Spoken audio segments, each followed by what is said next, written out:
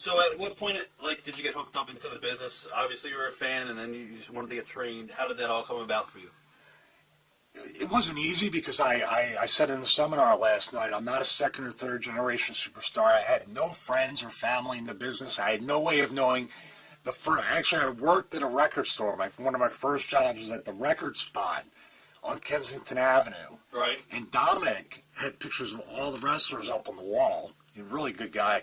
Had all the pictures of the wrestlers up on the wall. And I remember just looking at these pictures and saying, how do you do this? How do you mean? And he said, you don't want to be in this. This is slimy. It's brutal. But he was friends with Dennis Carluzza.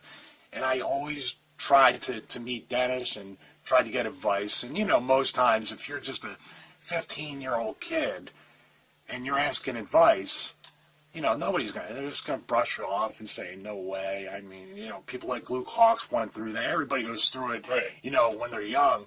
So I just decided one day when I knew that Joel Goodhart had the Tri-State Wrestling Alliance, they had a wrestling school at Frankfurt and Tyson. I forget the name of the gym, but it was downstairs in a room off of the gym. And I said, I know I want to do this for the rest, the rest of my life. This is going to be my career. What can I do, to make this happen? So I joined the school, but then I said, well, they only train 3 hours a night, and it was so funny. I said, I'm not in very good shape. I'm very skinny. I know that I probably don't have the physical tools to do this, so I have to work extra hard. What can I do to give me that extra time that I'm not getting 6 to 9, Monday, Tuesday, Wednesday, whatever?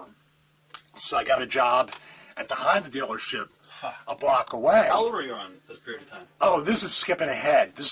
Past high school. I was 18 years old, 19 years old.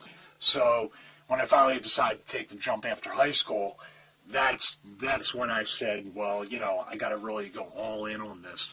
So I got the job at the car dealership. So I used to go before work, practice my bumps, go after work when the school was open, work with everybody, like the people we're probably going to get into next. And then on the weekends when I was working, sneak in and take more bumps and just try to, man, if I can learn how to bump, I'm at least halfway there. Right. So now, who were some of the guys that were the head trainers as far as this is one of those very odd trivia questions because it pops everybody that I tell, and I'll say that name last. Jimmy Giannetti, J.T. Smith, the Larry Winters, who broke his leg a week after I started. Johnny Hotbody, Tony Stetson. Hotbody wasn't very, very good to me. He wasn't testing me or doing anything. He was just a jerk to me. You know what I mean? It wasn't like he was trying to do it for my own good. I knew the difference at that point. Right. Tony, JT, Jimmy Giannetti, those guys were trying to break me in and trying to teach me, tough way, but not like Hotbody. And the last name that everybody, the Sandman. That's one of the guys. Nobody can ever get over that. The Sandman at one time was such an amazing wrestler. He could wrestle, he could work, and he had to unlearn all that stuff and become horrible in the ring to get himself super over, more over than I could ever be.